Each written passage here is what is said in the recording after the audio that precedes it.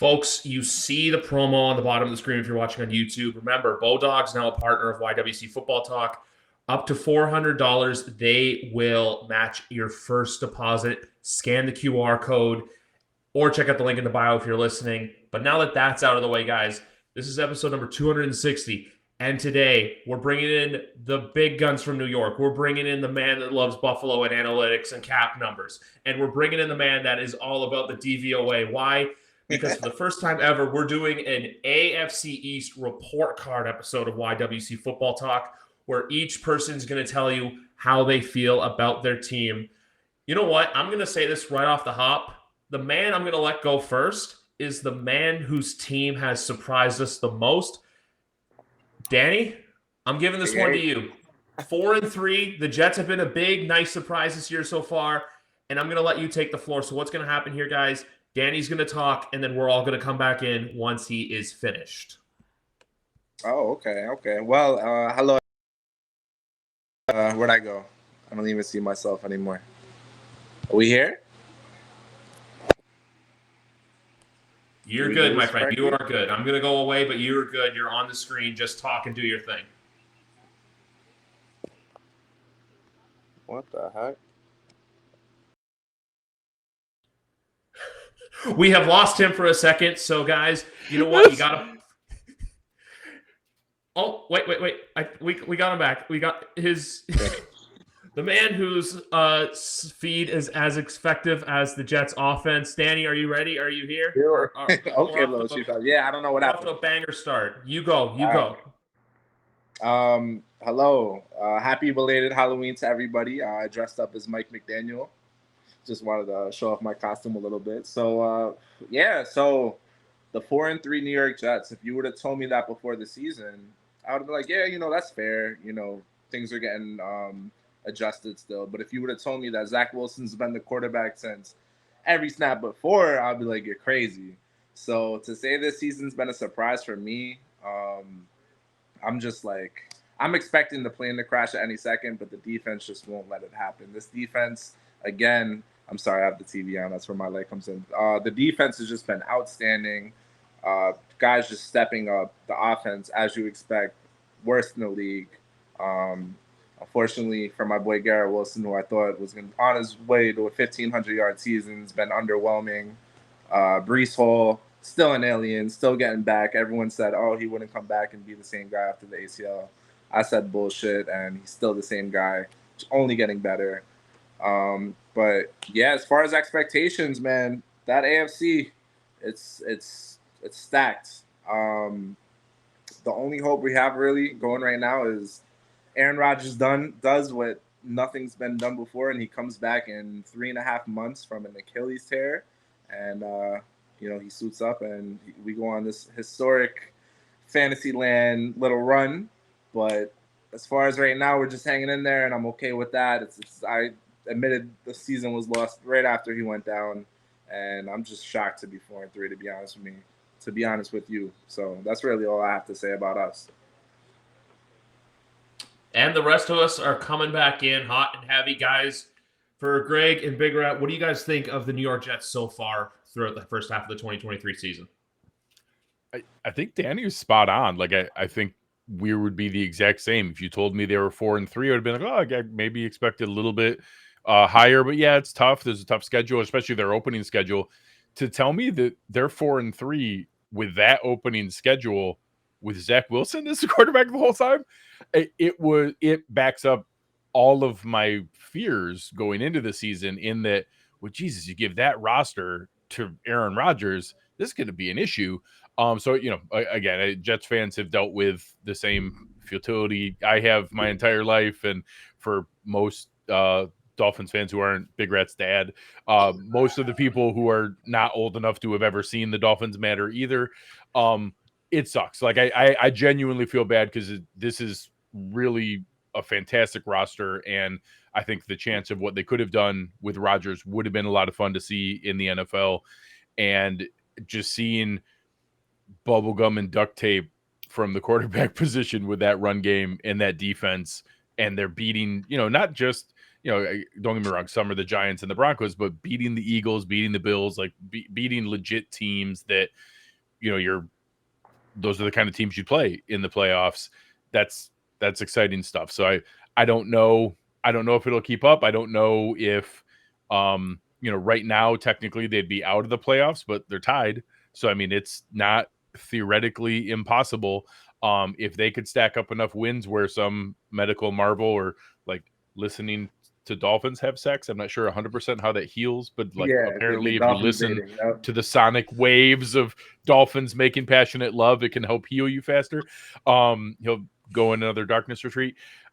If he's there, no team's going to want to play the Jets with that roster and Aaron Rodgers there. So I do hope at least one of the wheels falls off, so I don't have to worry about that right now. But the fact that it looks like they're going to be like that next year, we're going to have to deal with it at some point.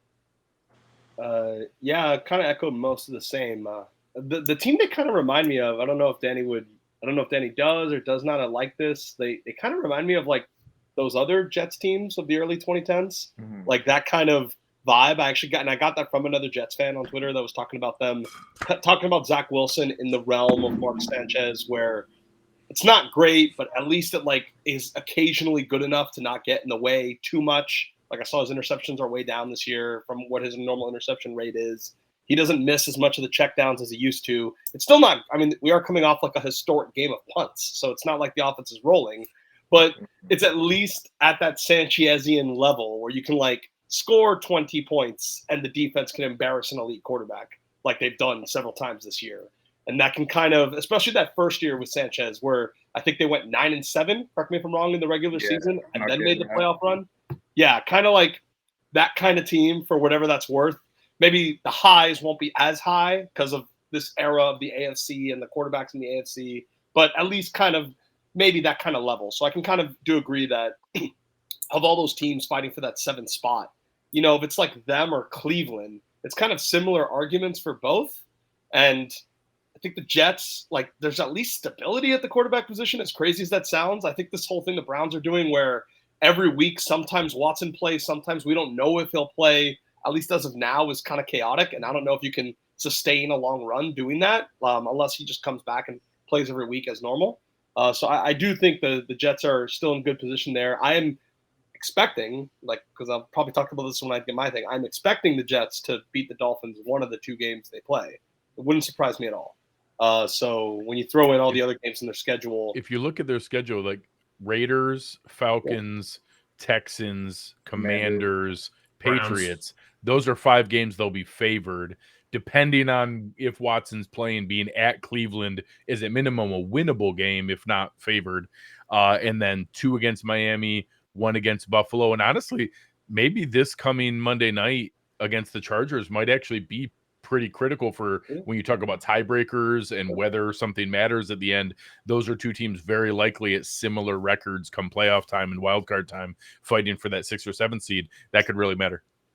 I was just going to say, I really agree with that take because I feel like Monday night's the true game where it's kind of like, what New York Jet team are we going to see? Because obviously their first full primetime game, sans Aaron Rodgers, obviously, look, he played the 4 snaps in the game that Danny was at. Danny was there for the home opener against Buffalo. Heartbreaking. But the one thing I'll give them props for too is the fact that they have the 2 signature wins on the year. They beat your Bills week 1, but then they beat the Eagles and ended their undefeated streak week 6. And even still, Sunday, I know it was Northwestern Iowa in MetLife between the Giants and the Jets. But I'll give Zach Wilson his props for putting on his big boy pants and doing his 2-minute drill in, what was it, 1:30? Getting down the field, obviously. Pardon me? It was like 31 plays. It was 31 seconds. My bad. After Grant Gano shanked his field goal later to learn that he had an injured knee, and I don't know why he was playing. But the fact that he went down the field, managed the clock perfectly. Robert Saleh's really got his guys playing and really bought in. And even to another piece, and I know Danny's very high on him as well, Quincy Williams has been a big surprise for this New York Jets team this year. He's been a baller for them. And the most surprising thing about the season is every single one of our O-linemen, except for Laken Tomlinson, has went down, and Mekhi Becton has stayed healthy, who's been an injury liability his whole career. So, the way he's been hanging in there, good for him. But we're just duct taping, O-line pieces from the practice squad. We had a guy on Sunday who's never taken a snap in his life, was snapping the ball to Zach. So we're hanging in there. Every win, there's been a season-ending injury though, so that kind of sucks. I read something that Urban Meyer did a lot of embarrassing things while he was in charge in Jacksonville, and the fact that letting Quincy Williams walk for nothing might be the most embarrassing is pretty impressive when you consider what the list was, that Quincy Williams wasn't even good enough to make their roster. Yeah. And he just cut him for nothing. Quincy was bad though. He really did need a lot of developing, and Saleh really got the most out of him for what he's doing. But yeah, no, I'm even impressed because when we re-signed him in this offseason, I'm like, why? We could do so much better than him. But I'm so huge glad step to be forward wrong on that one. So yeah, glad. huge step forward. But and even still, I'll try to cut you off, Big Rat. I just want to say, I feel like Saleh and Douglas, their seats were really hot at the beginning of the year for obvious reasons. Look, it was you bring in this huge acquisition in Aaron Rodgers, you build all around him, you bring in his guys. But even though unless Aaron Rodgers comes in and says, I want to change, I feel like there's no reason why the two of them aren't in New Jersey next year. I think they've earned job security, at least I would say 24 and 25, just because you want to wait and see how 24 goes first before I go into 25, 26, 27, et cetera. Yeah, even if things do somehow go off the rails and hey, they stop pulling out some of the defensive wins in the run game and things like that, and it ends 7-10 or something like that. The fact of what they've built to this point and what they've kept together with what that expectation was, I think has already earned that next step. Well, especially it seems like Saleh, like in the NFL, you're often judged as a head coach, like, what are you adding? And it's not just like the defensive play calls. It's also like this kind of cultural resilience thing that they got going on where everyone was so heartbroken by I read all the reports that like even the Johnson family was just like devastated after the opener. And like the realization that the whole dream was dead for another year. And to like get everyone excited, get everyone cheering, beating the Eagles, I feel like that goes a long way. Even if it doesn't result in a playoff spot, it still just goes a long way to show what you contributed to the organization. And I feel like, to Danny's point, yeah, it seems like they're pretty good, unless they like, I guess, literally lose every game from here on out. But there's no reason to suspect that either. Yeah. And even digging yourself out of that 1-3 hole. Everyone thought, all right, whatever, throw in the towel, season's done. And then they played the Chiefs on Sunday Night Football, and we all just saw Zach play the best game he ever, played. And then, like I said, just picked up that momentum, bought in, and now we're on a 3-game win streak. So let's keep going. Do you guys think, even regardless, if they get into the playoffs, that Robert Saleh's name could be in the Coach of the Year conversation? If he takes them to the playoffs and Rodgers doesn't play a game, absolutely. Besides the fact that him and D'Amico Ryans, there's not like a glaring obvious candidate right now, because even some of the best teams have had weird fallback losses, and somebody will seem like the hot. Shanahan looked untouchable, lost 3 in a row, and just everything like that. That kind of narrative of like, oh my God, he took that team with losing Rodgers to the playoffs, absolutely. Yeah, and especially since D'Amico, if he makes the playoffs, has like the very like stereotypical case. The first year, new head coach taking over a bad team, playoffs, it's like textbook for Coach of the Year. But in this hypothetical, if the Jets make it, it likely means the Texans didn't make it, because it'd be very hard for both to make it, because seemingly 2 AFC East teams and 2 AFC North teams are getting in no matter what. So for that reason, it does seem like odds are good in his favor. Maybe like the one to watch out for. I saw this post over the weekend.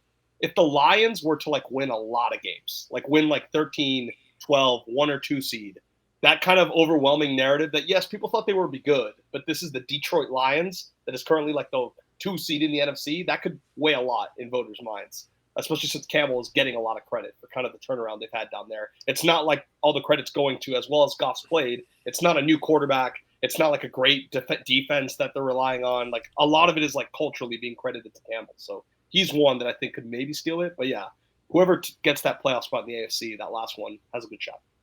Yeah, I agree.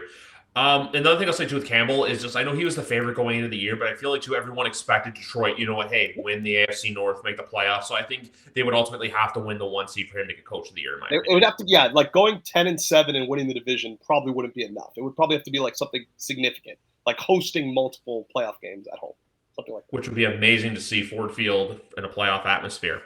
For the next team, you know what? I'm going to take the I'm getting words mixed up. I'm going to take the talents of the team to a man whose team, you know what? Maybe it all hasn't gone right. It's been a little weird and wonky October. And with that, Greg, Tomset, take it away.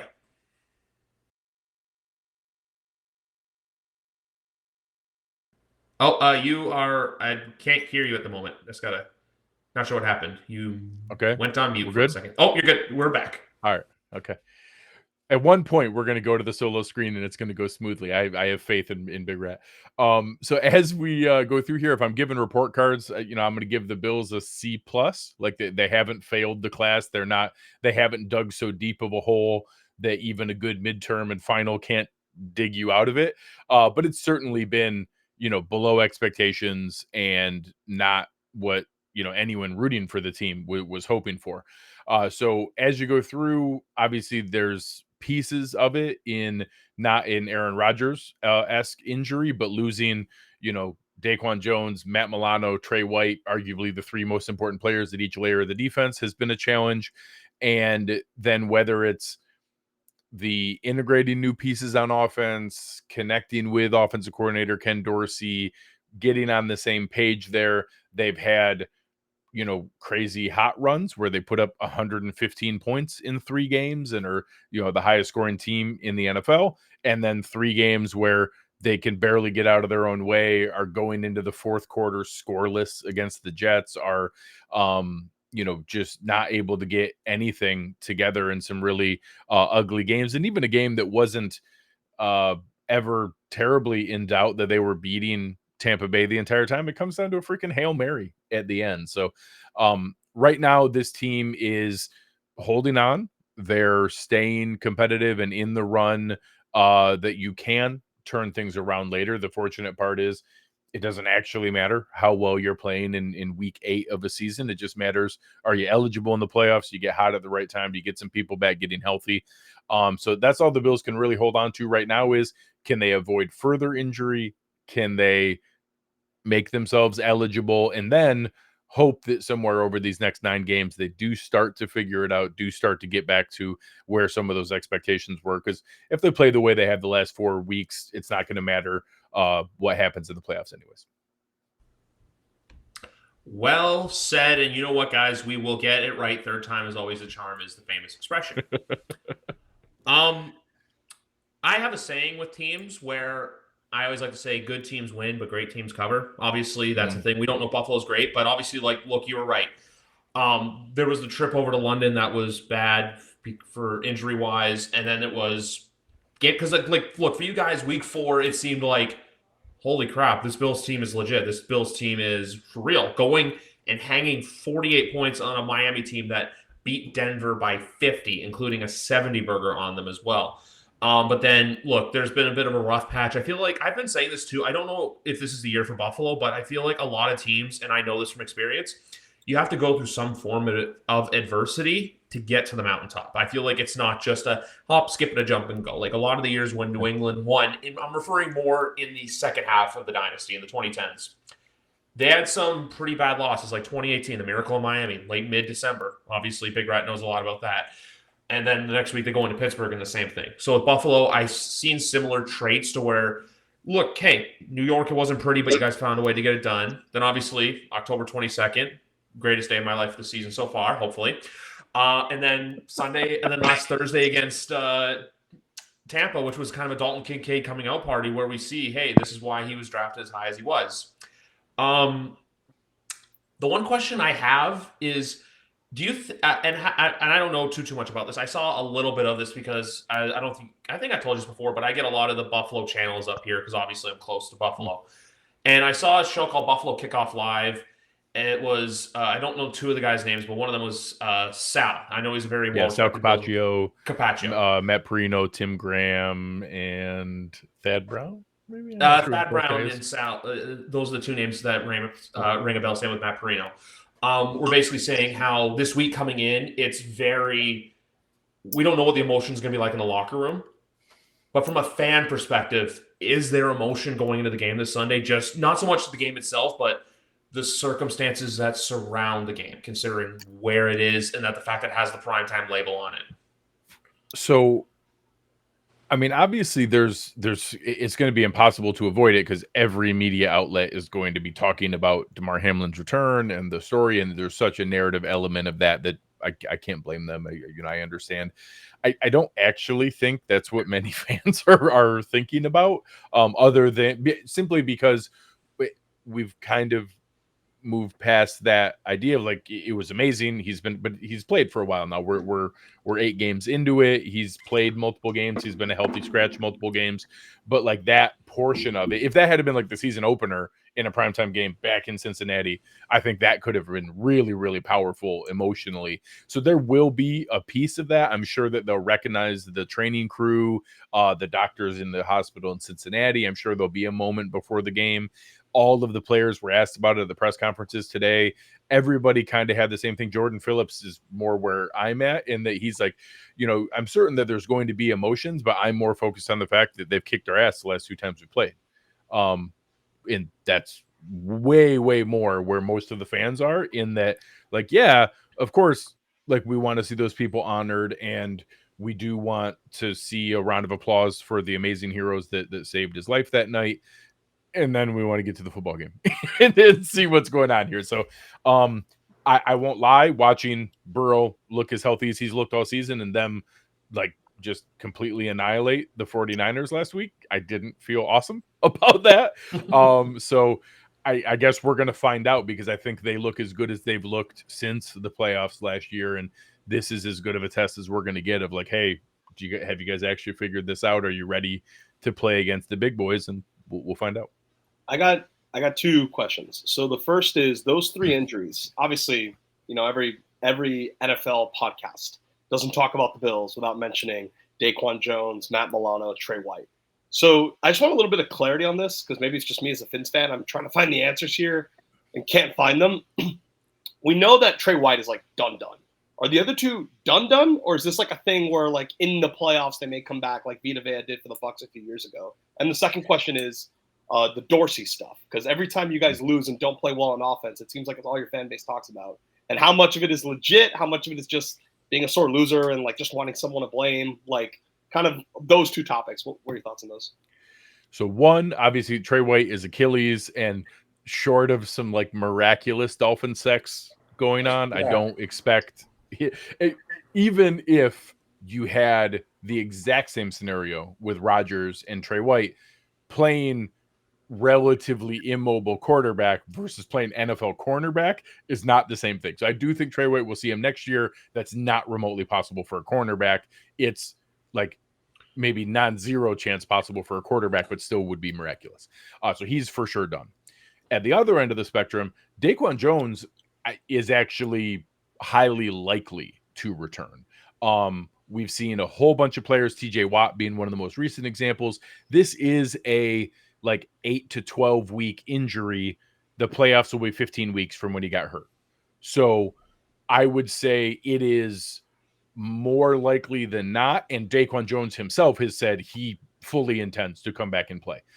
So I don't know if it'll be a lot before the playoffs. It might be like game day active once or twice. And then like, kind of like the comments with Danny, like we got to win enough games for it to matter for him to be there. But I do think it's actually fairly likely. And I love the Linval Joseph signing earlier today, because that's the guy we're missing, is the enormous mountain of a human in the middle who keeps the linebackers clean. So at least we have a fill-in until then. And then we get Daquan Jones back, who is much more versatile, can do more pass rushing, more than what Linval Joseph can, who is just kind of an immovable guy, but isn't, collapse in pockets and stuff like that, like Daquan Jones was. Matt Milano, I'm going to put at a 20% chance. It does sound like it was not as gruesome, kind of like the Nick Chubb situation where we all watched it and then we heard the news and we were like, really? Like that looked like the worst thing I've ever seen. And it wasn't as bad as what they were saying.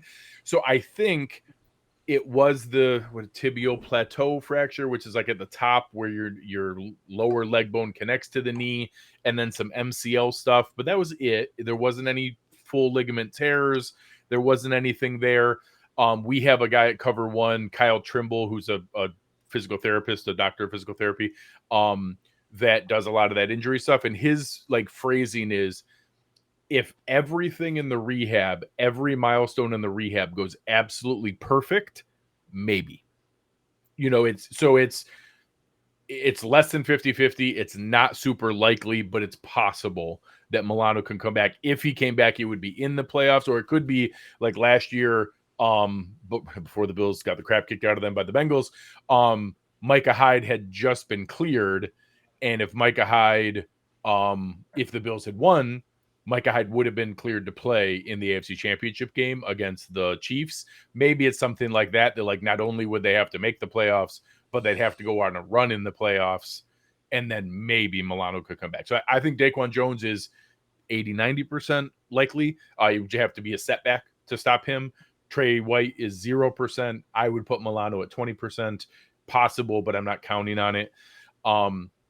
Ken Dorsey it's hard. We get in a lot of fights at Cover One with our own fans about Ken Dorsey because he's absolutely a whipping boy and an excuse for a lot of people. But he's also not perfect. Like, he hasn't done a great job. There has been some times where we can tell he's setting some stuff up and like not necessarily using his best stuff early because he wants to set it up to have a counter to that when the defense adjusts, and then they don't get in the situation to use it later on. So then it looks bad. We haven't seen a ton of creativity. It took till last week to really get Dalton Kincaid involved. We paid Deontay Hardy a fair amount of money, and they haven't seen a ton of schemed up plays or like intentional ways to get him the ball. So I think that he could do better, but also James Cook's having the best season of running backs ever had under Josh Allen. The offensive line's playing as well as anyone we've seen. A lot of that's with schemed up protections and things like that. Josh Allen's having the most efficient season he's ever had. He's got 73% completion percentage, whatever the hell it is. That's not a Josh Allen stat that anybody expects. So I think everybody ignores all the good things or applies all the good things to Josh Allen or Stephon Diggs or the players. And then any of the bad things is never Josh or Stephon's fault and is only Ken Dorsey's fault. And it's probably a little mix of both.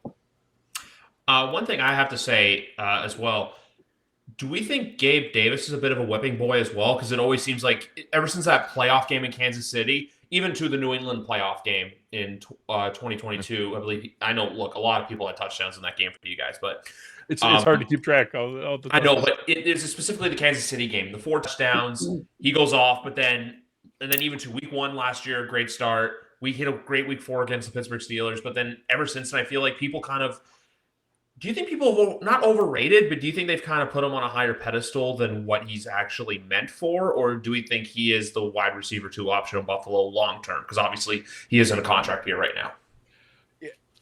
I don't know the answer to that. Like, as far as the offseason and long term, I'm super curious. I've told people I get a lot of Tremaine Edmonds vibes in that draft investment, super well loved and respected, team captain, leader, the draft, develop, retain, all the different stuff, legitimate work. So just all full disclosure, we have a good relationship with Gabe Davis from a Cover One standpoint. So I know more about his situation than most teams.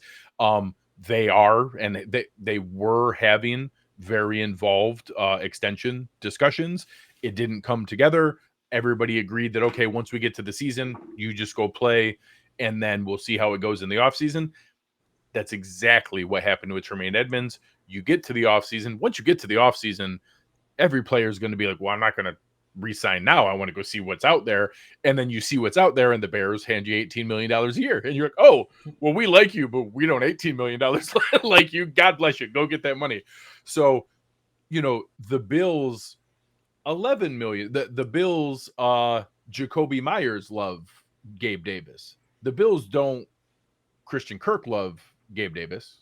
So, like, if it's like, oh, hey, you didn't get the money you expected to get out there, sure, we'd love to have you back for $11.5 million, 12, but we'll give you 4 years and $50 million and $12.5 million a year. Like, hey, that's kind of the going rate for a wide receiver 2. And he's not Jalen Waddle. He's not T. Higgins. He's not Devontae Smith, but he's a good wide receiver 2. Like, he's good. Like, that you can do okay when he's your wide receiver 2. Serviceable. We can't pay him 15, 16, 18 million. And I don't think another team is going to do that. but I didn't think a team was going to give Christian Kirk $18 million either. So, or Cortland Sutton, or, there's guys out there that are like, well, yeah, I didn't think they were going to get that deal either. So I have some Tremaine Edmonds vibes with him, and it makes me a little bit nervous because I like Gabe a lot. But I also want him to get every penny he can get. So if that involves him, I don't know, signing with the Cardinals or signing with the Falcons or, signing with the Texans for $17 million, God bless him. Go get your money. So what I wanted to ask you was, and I don't want to talk about like the specific division race too much because that's going to come up in my thing, but sure. Let's just say hypothetically, like things go poorly for the Bills, they go well for the Dolphins, and the Dolphins end up taking this. And the Bills have to do road playoff games for this whole run. Where is your like confidence level as a fan? Obviously, it's been done before. The Bucs just did it recently. But where's your confidence level as a fan that they can consistently like go into Kansas City, into Cincinnati, into Baltimore, whatever, on not just winning once, but winning several times?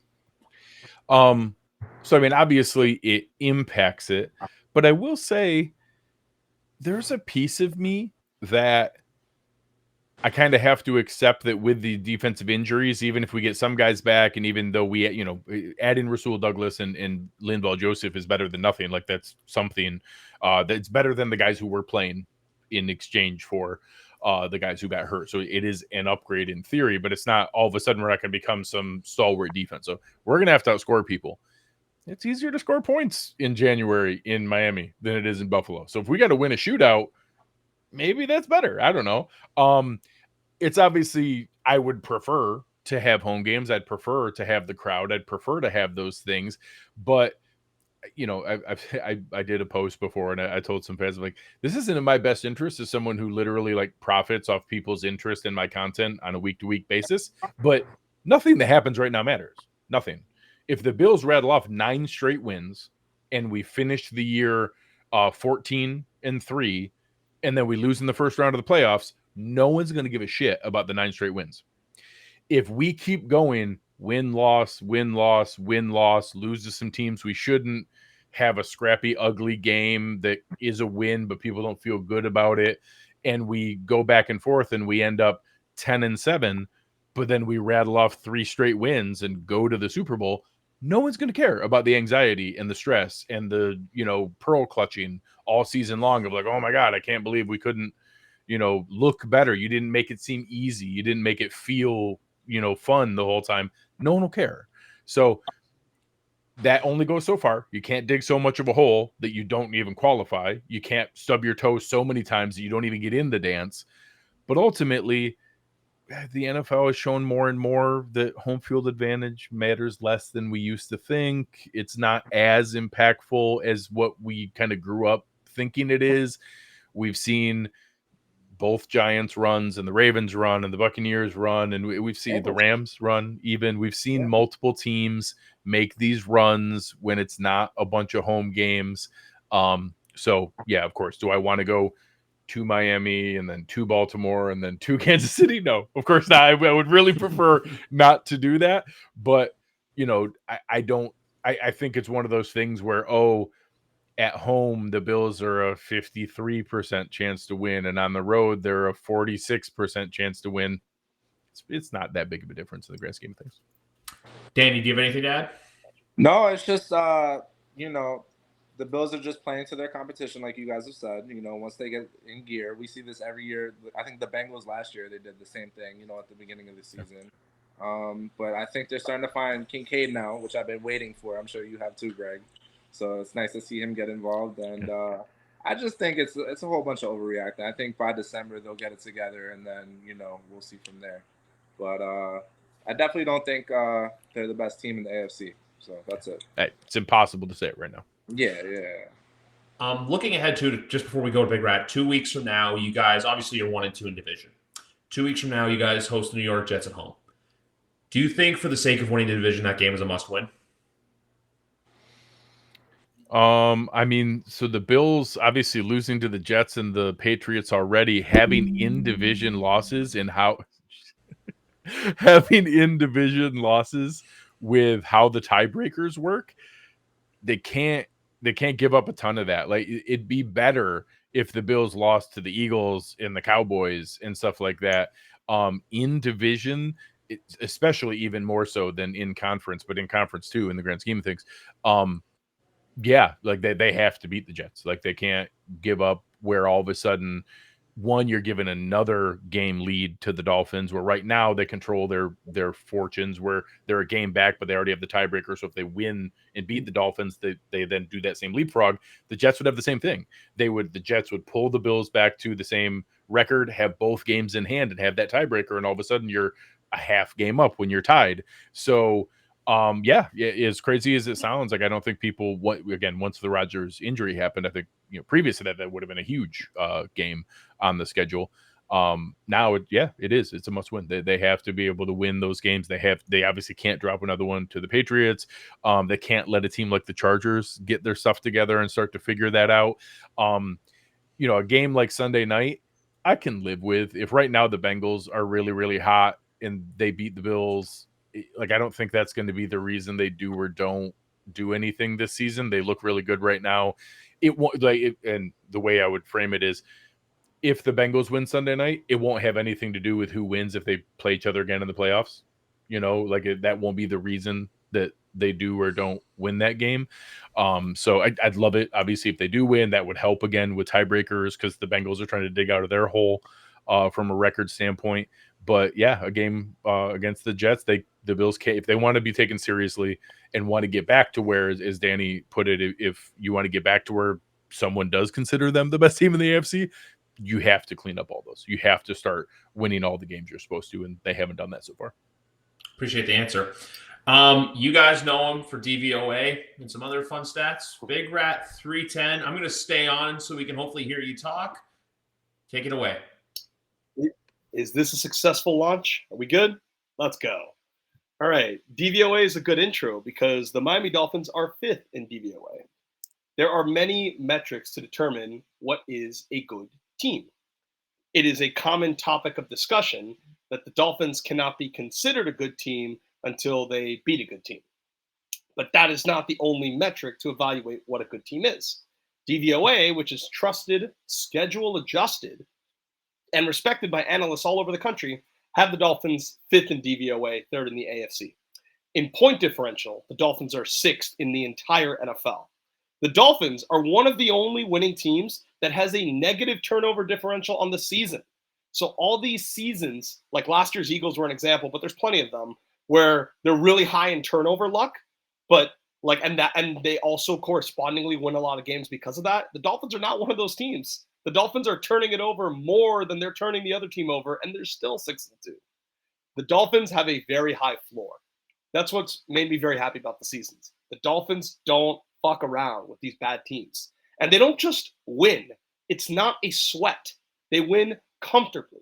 They get 2 touchdown spreads by Vegas, and they cover them anyways, like they did against the Giants and against the Panthers. They were 10-point favorites against the Patriots, covered that one too.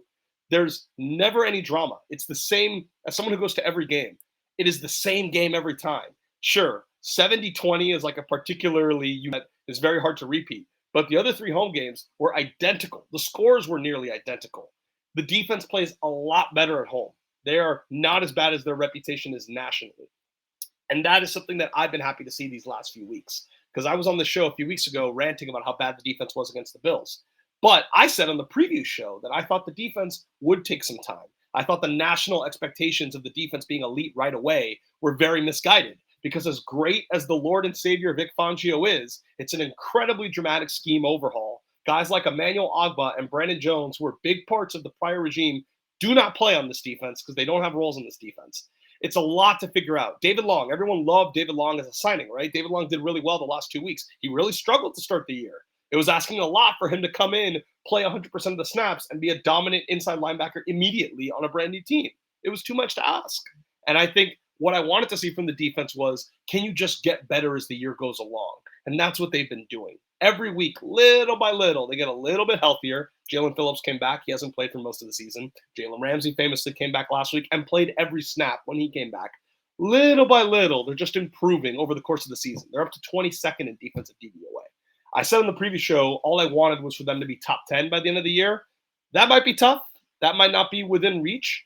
But I could very much see a case where they're like 16th by the end of the year.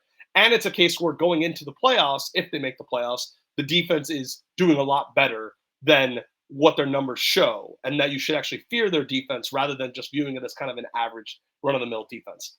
So things are going well for the division currently because the Dolphins don't trip up, because they don't have these games against bad teams. There's a lot of hype on them needing to beat the Chiefs to prove that they're a good team. If they win against the Chiefs and then they lose both games against the Jets, are they really proving they're a good team just because they beat a team with a winning record? Are the Jets and Patriots more of a good team than we are because they beat the Bills? Like, I don't understand this logic.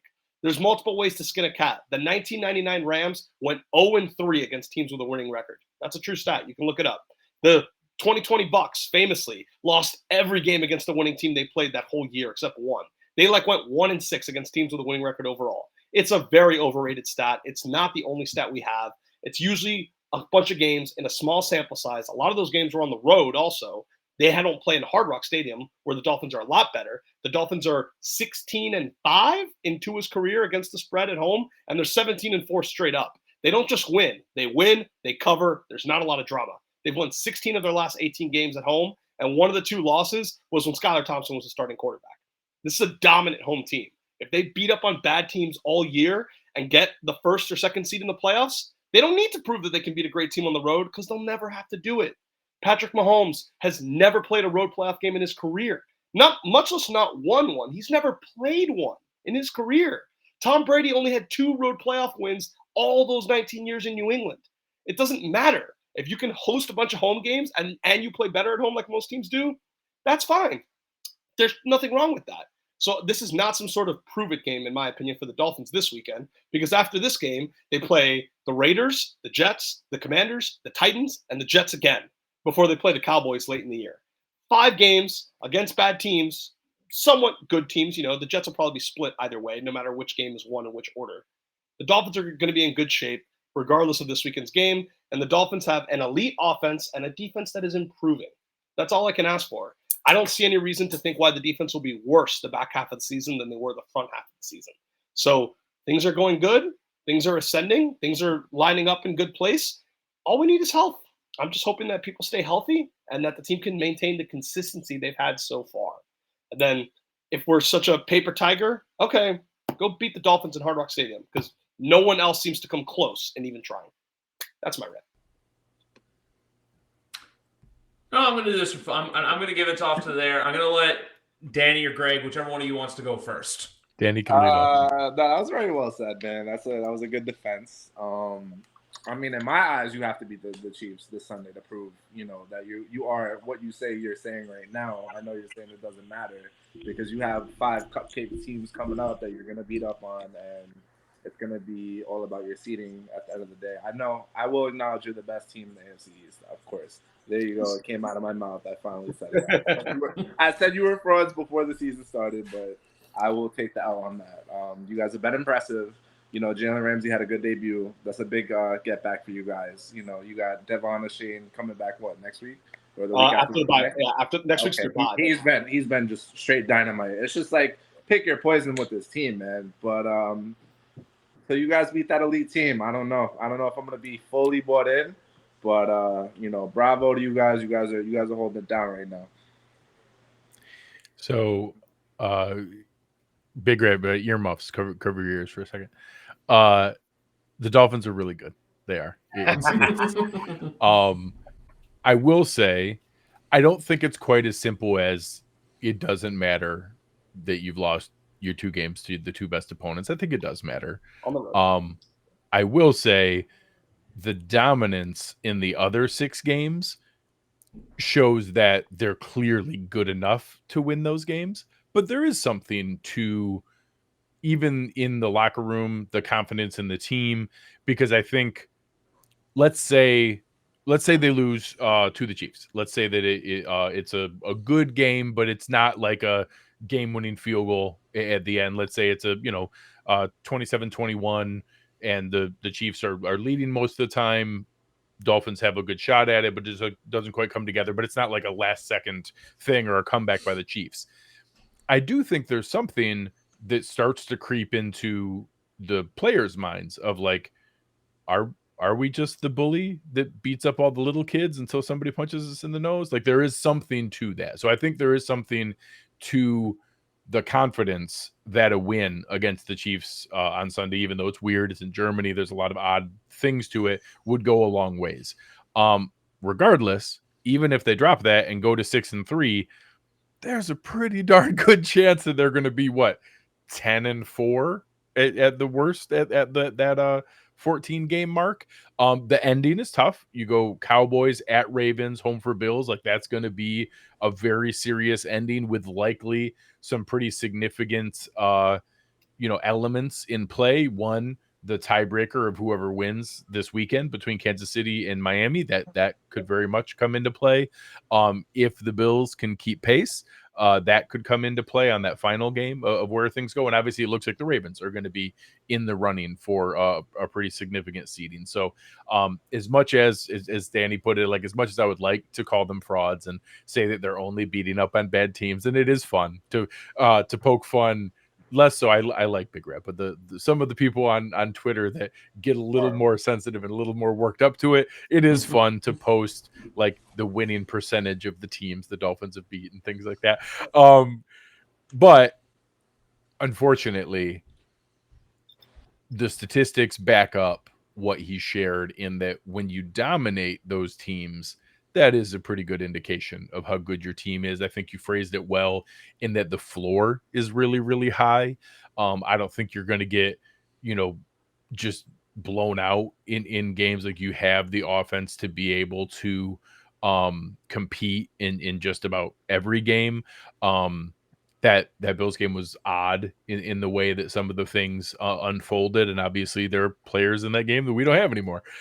So we'll see how that comes into play towards the end there. But I do think that there is something to it, that it will matter to the players. And though they won't say anything, that no one's ever going to admit that or say anything publicly, but there is something to it that I think they want to see, that, hey, we can beat the best teams in the league. And obviously I think Kansas City looks as mortal as they've looked through this entire Andy Reid, Patrick Mahomes run. Like, record or not, they've had a lot of ugly games in there. They just lost a terrible one to the Broncos. They're as beatable as they've been in a while, and I think that would be big for the Dolphins if they were able to take them down. It is a tricky. Oh, sorry, I'll let you go in a second. It is a tricky thing as a Finns fan because, and I said this in the previous show. It's like it feels like they're partially being judged on, like, is this the best team in football? Is this the team that can win the AFC, win the Super Bowl? Because, like, all their other metrics are good. It's like if they beat the Chiefs, right, and they're 7-2, the one seed in the AFC, then, like, all the articles are going to talk about them a little bit differently, and they kind of just fit as, like, the team in the AFC to shine on the regular season, kind of like the 2019 Ravens in a way, where it's like, okay, now we have no more questions. Let's see what happens in the playoffs. But as a Finns fan, it is weird because they have not won a playoff game in 22 years. They have not hosted a playoff game since 2008. So there's part of me as a fan that is like, look, even if they're quote unquote frauds, but they win in the wild card round and lose in the divisional round, that's a really good season for a franchise that has not won in the playoffs in 25 years. But obviously there's that other element as a fan, and you know this well, Greg, like, when the run is starting, it could, like the Bills that first year, I mean, maybe you count the 2019 season, but talking the 2020 season, when they really started being consistent Super Bowl threats, that first year was the farthest year they've gone so far. There is something to every year is so precious. The Super Bowl window is so vulnerable that I don't want to just, like, throw away the fact that they could be the one seed this year, and that could be their best chance to ever get to the Super Bowl in this current, Tua, McDaniel, Tyreek Hill era. And you don't want to, not to throw off your flow, but the point you brought up about health is that key part, is that you never know who's going to be available, who's going to be not available the next time it comes around. In that 13 seconds game, the Bills had everybody. And I still, like, it doesn't matter because we didn't, but I still believe they were the best team in the NFL in that moment. Like, they were the best team in the league. I think they would have beat the Bengals. I think they would have housed the Rams. I think they would have won a Super Bowl, but they didn't because they didn't finish and didn't go in that spot. Then you go into follow-up games. You start to, then all of a sudden you have the Trey White ACL injury. You don't have him for that run. Then you're coming back the next year. You have Von Miller. Now you lose other pieces, and you start to go through, and you're not in the spot that you were. And then you're like, well, we're still pretty good, but we're not as good as that team was. If you don't capitalize in the moment when you have it, you're just going to be grasping at it and trying to figure out, oh, well, maybe we can almost be as good as that team was. Sometimes capitalizing when you have it, I don't know that the Giants were the best team either of their Super Bowl runs. It didn't matter. No. Like the Rams weren't the best team in the league the year they won the Super Bowl. Doesn't matter. They got a trophy. Like they don't like give you half of a trophy because you weren't the best team in the league. Somebody's got to win, and if you get hot at the right time, you win. And to the Dolphins, sorry, Griff, I promise I'll let you ask this question. I've cut you off twice enough, and so it's fine. No, but it like speaks directly to what Greg is saying, because it's been one of the frustrating parts about this year. Like the Dolphins, look, you can laugh at it whether it's legitimate or not. The Dolphins have been planning this whole season for the Super Bowl. Like genuinely, whenever a key player is 50-50, they hold him out every time. And it's sometimes frustrating in the moment when we're going to play the Eagles. Xavier Howard and Connor Williams are questionable. They both don't play. And then for the Eagles, Jalen Carter, Darius Slay, and Lane Johnson are all questionable, and all three of them play. And in the moment, you want the instant gratification of like, well, this isn't fair. Like all the coin flips won against us, and they're playing all their guys. The teams are not at equal health right now. I don't like this. Like even with that Bills game, they also held out Connor Williams that week too, who is one of the more important players in the team because their backup center, Liam Eichenberg, gets trucked over, especially against a front like Buffalo's in that game where Daquan Jones was just humiliating him the entire game. It was the most pressured game Tua's had all year, still to this day. And the Dolphins constantly say, no, we're going to take the risk. We're going to be extra precautious. We want guys ready for the end of the year at all costs. Even if it could maybe sacrifice a regular season game, we're trying to maximize health for January as much as we can. Now, can you actually plan for that chaos? Maybe not. Maybe you just get bad luck and Jalen Waddle tears his ACL in week 15, knock on wood, even with the best intentions. But they are trying exactly to maximize the probability that everyone's healthy. By all the reports locally around here, Achane was not an IR-worthy injury. Like, he probably only needed to miss a game or two. He apparently was upset that he got put on IR. But the Dolphins were like, we will not take chances. We will not take any chance. We will sit the hottest player in the NFL at that time for 4 games if it means maximizing the chance that he does not make that injury worse and gets hurt for later in the year. Xavier Howard last week told reporters, I am playing against the Eagles, and he was held out. It's not even a guarantee he'll play this weekend. It seems like it, but they could be cautious again because their bye week is the next week. They are taking absolutely no risk on a health standpoint, specifically so they don't have that problem where you're in the divisional round and it's like, wow, damn, 3 starters are gone. That may happen anyways, but they're doing everything they can because they really do believe they're good enough to try to prevent that from happening. Go ahead, Griff. I feel like with Miami, too, it's one of those things. Look, obviously, I know your week 1 game. Week 1 and week 2, it was kind of like what do we see from them? Because obviously, look, there was the 7-point game against New England, but it wasn't really that close. And you guys had the shootout with the Chargers. But I feel like regardless of who you've beaten, the fact that there was a 70-point game against the Denver Broncos, I feel like that was the true, holy shit, the Miami Dolphins are here and that they're good. They're good. And even Sunday, we saw it. We saw what happens when you play your safety. You play your safety in against Tyreek Hill, and you don't play your safety deep. You play stupid games, you win stupid prizes. My ultimate thing still is, look, Kansas City on Sunday. I'll be honest with you. I like Miami in this game just because of the travel aspect. Greg, we know that very well that because of what happened to Buffalo a few weeks ago. Just the whole getting there. Look, they got there Monday night. They're well rested. They're equipped for Frankfurt. We'll see what happens. I just think that if you guys do beat Kansas City, it's going to show I'm just not ready for the whole. I when the national media always likes to turn it where it's oh, what went wrong with the Chiefs instead of, oh, what did the Dolphins do right? I feel like this is a game where, look, the defense can prove itself by shutting down guys like a Travis Kelce because, look, the weaponry on Kansas City, even though you don't need much, it isn't there. And the ultimate thing, too, is finding a way to get to 15 because we all know this from the OG days of the podcast, Big Rat. Who's a coach I wanted on the hot seat since 2020? Vic Fangio. But what happened when the Chiefs played the Broncos, even though they just broke the streak and cost me survival? They managed to play the Chiefs tough from time to time, even with Fangio, in a very solid Broncos defense, even though they've been terrible for years now. So I feel like you have the upper hand there to where Fangio's going to know what to do come this Sunday against the Chiefs. But even though the whole thing about holding players out, like, look, it doesn't look good now and it sucks. I like their attitude because they know what the end goal is. It's like what I've gotten to experience, where you know who gives a shit about what you do before Thanksgiving. It's from Thanksgiving onward is when the games matter and when you care about the game. So if you have guys healthy for then, that's when it's great. Injuries happen. We just can't predict them. But if you know a guy is going to be 50-50, look, you go from there. So that's all I want to say about the Miami Dolphins. Well, and I think Greg had mentioned, I got to go watch you guys the Bills-Jaguars game because I was fully expecting, oh, the Bills lost. Here come the excuses, blaming the weather or blaming the trauma from the DeMar Hamlin thing or whatever excuse comes up as to why your team loses. And actually, I felt like Cover One did a good job in saying this is not because of the fact that the Bills came in late. You were kind of saying that the data says it kind of goes both ways on that. So, yeah. Yeah, there's, now don't get me wrong. If on the other side of the fact that the Jaguars were already there, rested and waiting for the Bills, and that counted as a home game for us, that's bullshit. Like that sucks.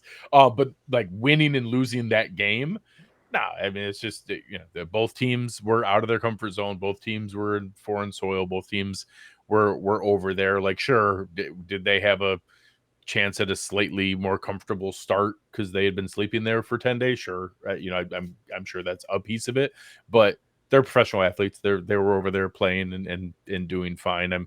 I'm way more bitter about the NFL agreeing to let them play on that horrible turf and it costing us 3 players injuries. I'm way more bitter about that than whether the team won or lost. I just meant more from like a rest standpoint. That's all. Yeah. No, I mean, it's, I think there are factors. I think teams go back and forth, but it's also time change. Like excuse me, not rest. Yeah, like most things with fans, it's completely results based. We look like, oh, well, here's 6 other teams that left on a Friday night, showed up, played Sunday and won. They didn't have jet lag. Like those guys, AJ Epinesa had one of the most impressive defensive performances I've ever seen. He was on the same plane as the other guys. Like he didn't have jet lag. Like we apply those excuses when we feel bad. Fair enough. I'm going to keep myself and you guys on camera for this because I have basically I'll let you relish my pain. I know we suck. I know this year has not gone to what we have. Our defense was looking solid, but injuries derailed the fuck out of us, especially that Dallas Cowboy game where we lost both Christian Gonzalez and Matthew Judon. And as for the quarterback thing, because I know everyone talks about like, oh, this and this, I will say this for now. Short term, I will still buy into Mac just because there's nothing else there. There's nowhere else to go that's really going to make things better. It's kind of like you laid in your bed, you made your bed, you got to lay in it. Long term, they have cap, so we'll see what happens next year. It's more the questions of who's going to be there. I still feel like I just don't see a world where Belichick walks freely. I don't think that. I think he's kind of earned the right to do that because I've said this before on the show that there are certain coaches who have earned their keep to where they won't be fired. I think Belichick's in that category. I think Harbaugh's in that category. Pete Carroll, there's a few other guys that can go on. As for this year, though, look, it was said best in a tweet from Sunday where, look, the defense can play as good as you can. It's a problem when your offense is a bunch of clowns driving the Oscar Mayer Wienermobile.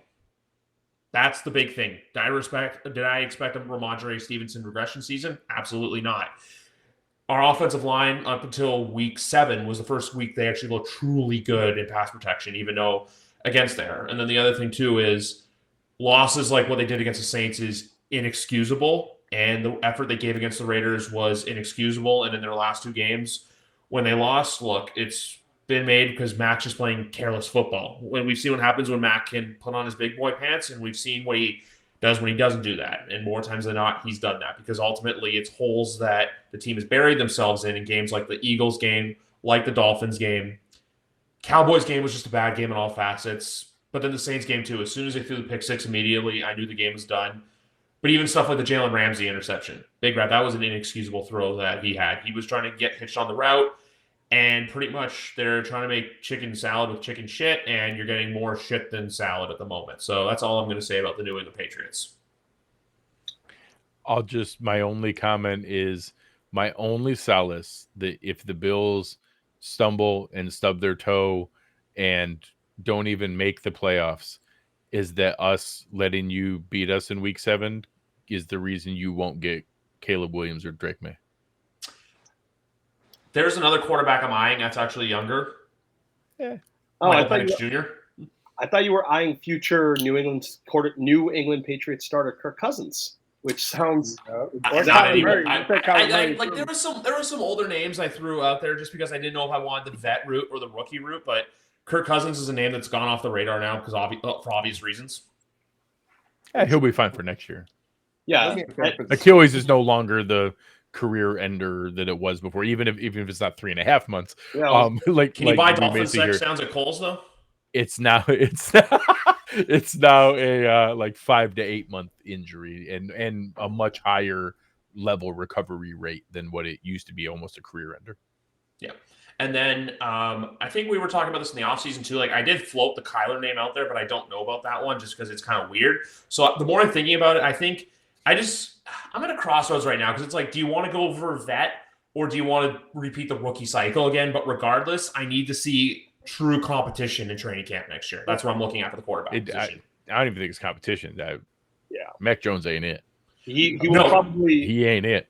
If you get a young quarterback, he'll probably like put Mac Jones somewhere else. I'm not saying he will have a home, but even in the modern NFL, we just never see like 2 first-round picks battling it out in training camp. It might be cool as an experiment, but like we just don't really see it. So I think it'll be like a day 2 like trade thing, kind of like what we saw the Cardinals do with Josh Rosen back in 2019 if they do go first-round quarterback.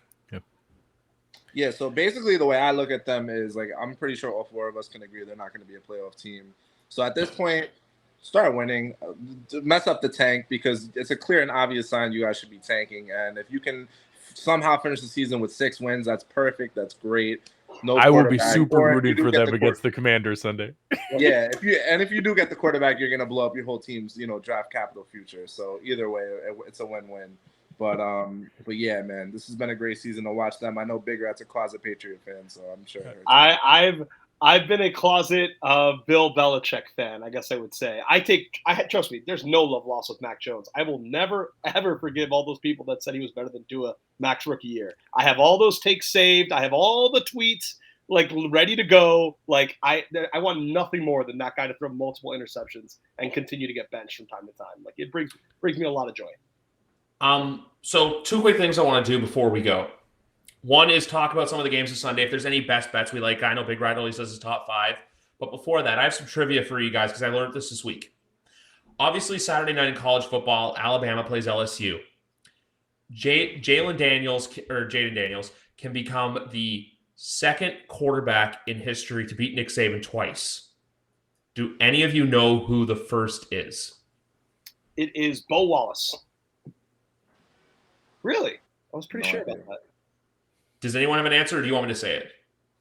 I'm going to say Johnny Manziel. Nah, he lost the rematch. It's not Bo Wallace? It is Drew Brees. Oh, wow.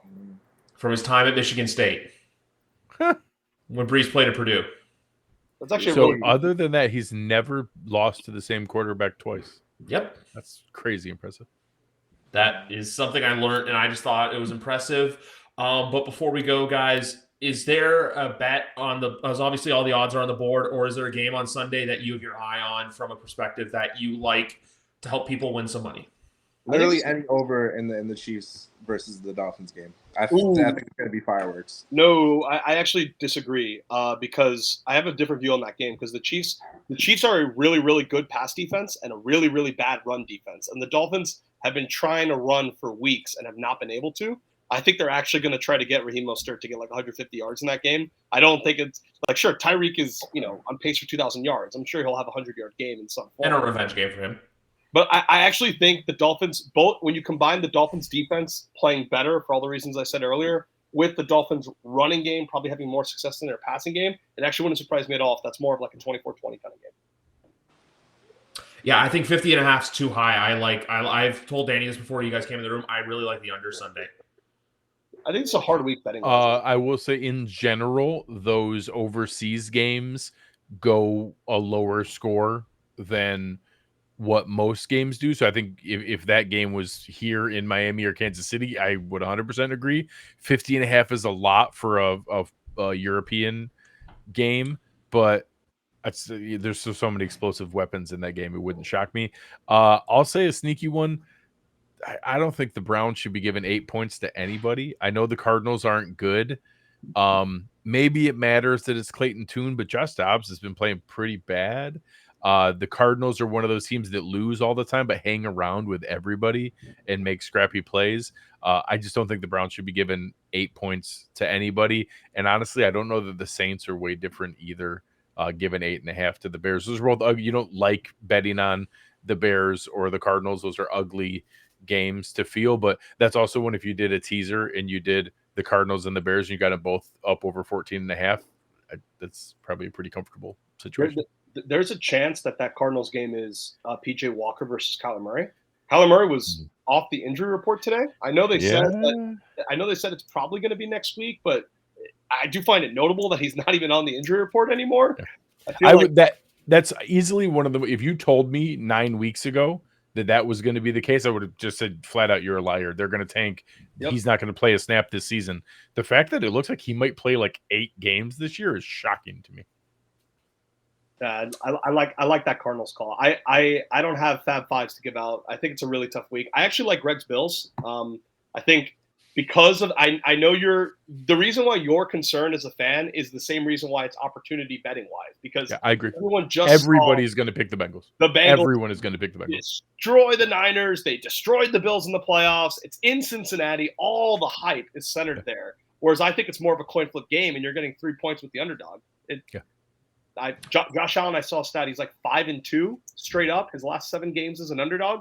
I don't know how often you guys are not favored, but still. No, they do. And the same thing, like every NFL team plays the nobody believes in us, like everybody doubted us card all the time. The Bills are really good at it. Sean McDermott's very good at the bulletin board material, and we actually much prefer to be doubted. We've given lots of reasons for people to doubt us right now, so it's easy to do. But yeah, that one's a little bit more comfortable. There is no back door to be left open. Beat the Steelers. There's no back door to be left open in Cincinnati on Sunday. 2 bets that I like personally. I like the Bills at +2 as well. I like the Bills outright to win for the same reason. It's the whole Buffalo hasn't looked good in a month. Like, obviously they've won, but they haven't had a signature win. I feel like this is a win that everyone can kind of go, and I'm going to quote Chris Sims on this, holy crap, there's Josh Allen out there throwing freaking lasers. And then the other one that I like is Philadelphia -3. I think, look, Dallas is coming off a really big win against the Rams. And Philadelphia too. I know they beat the Miami Dolphins, but look, they beat the Commanders. There was a dogfight. This screams Philadelphia kind of like putting their seal on, where it's like, oh, hey, Dallas is Dallas and Philly is Philly. I also really like the over in this game at 46.5 points, where the one total in Germany is a little too high, which if you think this total in Germany is high, next week's going to be like 36.5 when the Patriots and the Colts go over there. And one underdog I actually like when I'm looking at the board right now is I like Seattle +6. I feel like, I know Baltimore's looked really good. I just feel like that's a little bit too much points considering Seattle's looked really good this year. They've been a team that's really impressed me. And a stupid one I have is Vegas. I don't trust the Giants right now. I don't know who's a quarterback. And look at last year. The Colts won their first game with Jeff Saturday and then lost the rest of them there. So yeah, I think the dead cat bounce of a fired coach is real. Like that. Yeah. That like rallying cry in Antonio Pierce. Is it Antonio Pierce? Yeah. I can see it. That Giants defense is legit, though. I will say that. It kind of started against the Dolphins before. I know, like against the Bills is where they defense kind of like notoriously got pub for like playing well, but that was Tua's worst game of the year. It was against the Giants. So like even though the Dolphins still scored 31 because that's just how good the Dolphins offense is. Like their quarterback can play bad and they can still do that with Achane and Mostert, etc.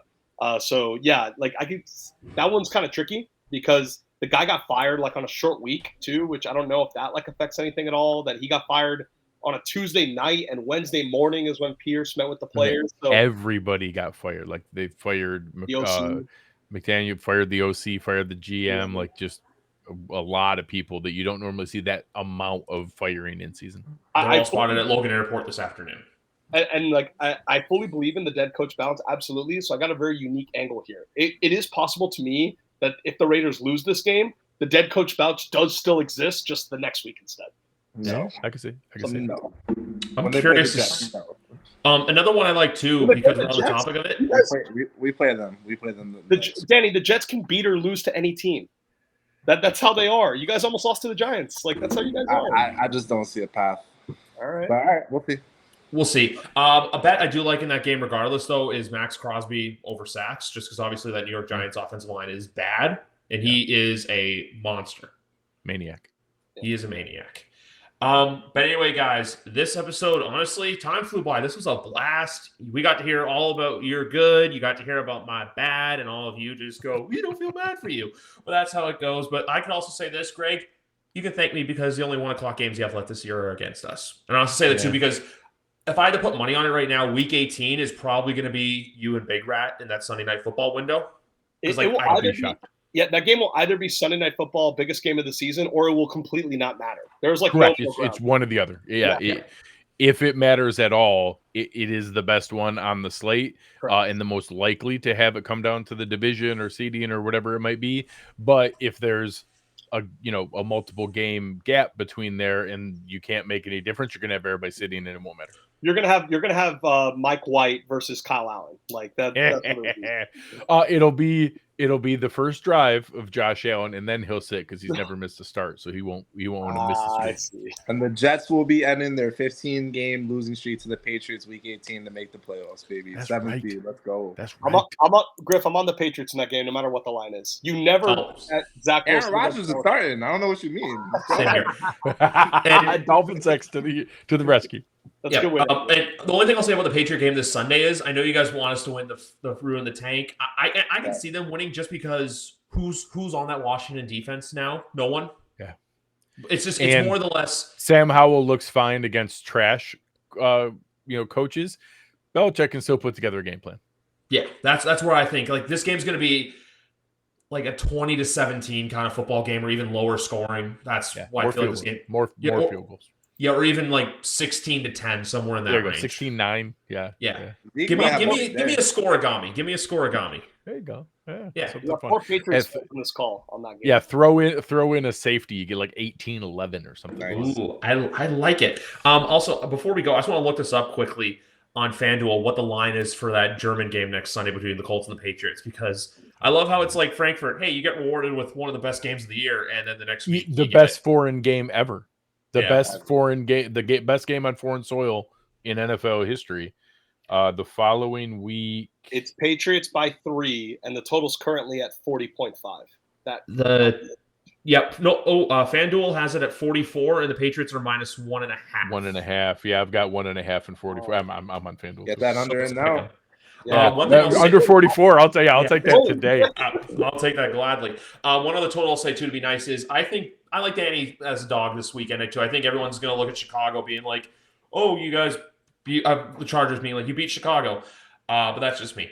But guys, we'll say this again. It was a blast getting to do this to 4 of us. Maybe, you know what? Let's do this at the end of the season so we can all go back and be like, hey, you can make fun of me and I can wish you guys well in the playoffs. But anyway, guys, that's going to do it here. Episode 260 in the bag. The race to 300 is still on. Have a good night, everybody.